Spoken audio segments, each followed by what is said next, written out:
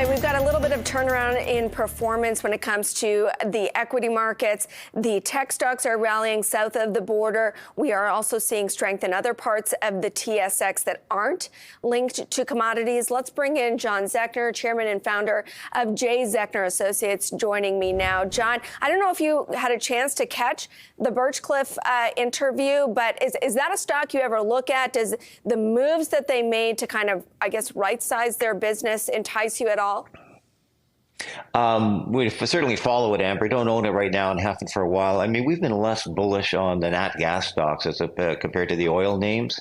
So I really don't have any in the portfolio right now. I just think the natural gas market is still oversupplied in Canada. We still have issues with, getting gas to market and deliverability. And I think, they've been reflected in the price. So it's been more volatile. So I just find more stability and value in some of the more oil-levered names in Canada. So we've had more of a focus there. Well, let's talk about that energy sector.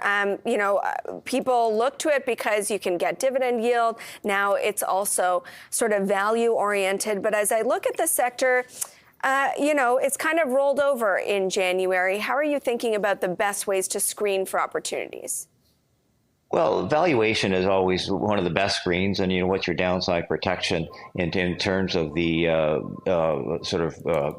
commodity move. So, I think oil probably has a good bottom, sort of in the 60 to 65 range if we got into a worst case. But I think you have to be wary on a global basis now of commodities in general because of a slowdown in the global economy, what we've seen out of China, what we've seen out of Europe, and that's going to impact demand for all commodities, which I think why you've seen the weakness in a lot of the cyclical sectors. So, I think no matter how you cut it, Amber, I mean, the one thing we do know going forward, or I believe, is that, we are into a global slowdown. I mean, financial markets move on a heartbeat, but global economies are behemoths. They move very slowly, like ocean liners. And I think the impact of the rates increase we saw, in 2022 are still being felt. They're coming through. They've been delayed because of, other stimulus, pandemic spending and infrastructure spending in the U.S. and other things. But that is wearing out, and things are slowing down. I mean, listen to Discover Financial last night in their commentary, and some of the bank CEOs on credit structures and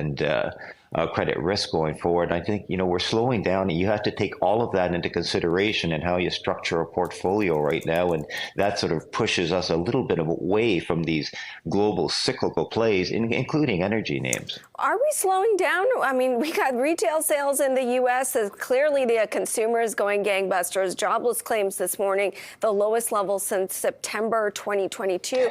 We've been waiting and waiting for this slowdown. It's not showing up in some of these data points.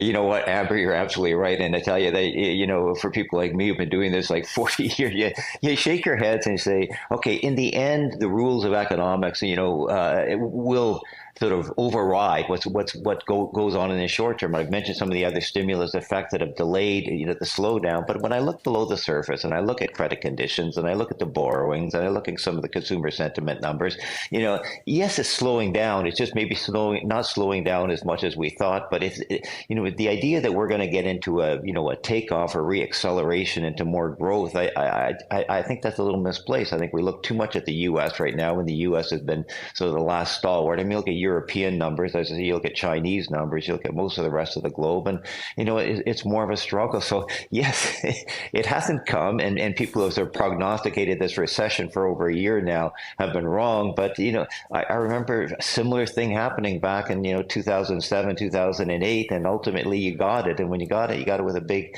with quite a weight. So we are slowing down, and I believe that will happen, and we're structuring portfolios accordingly. If the data starts to change and we see a reacceleration, that would be a problem for the central banks and be a revisiting of policy right there. But in the short term, I don't see that happening. I want to talk about Shopify in that context. It was downgraded by an analyst at BNP in part because maybe rate expectations disappoint, maybe the consumer slows down. But the stock has been on a tear over the last year. Do you own it? I know you like value, and that's always a problem when you're looking at Shopify.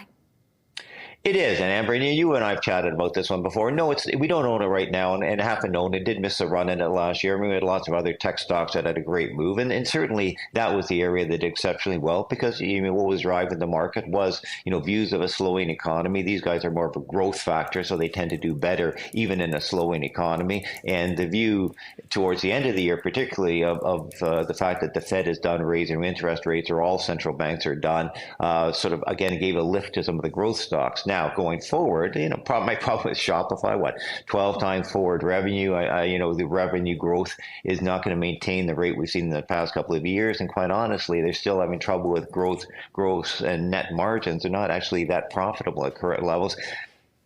I would hesitate to be strongly underweight technology overall. The growth is there. I just find there are other pockets within the industry that I can find better value, maybe go down market a little bit. Even, in software and similar areas of the industry, you can find, I think, better valuations than I could find in Shopify right now.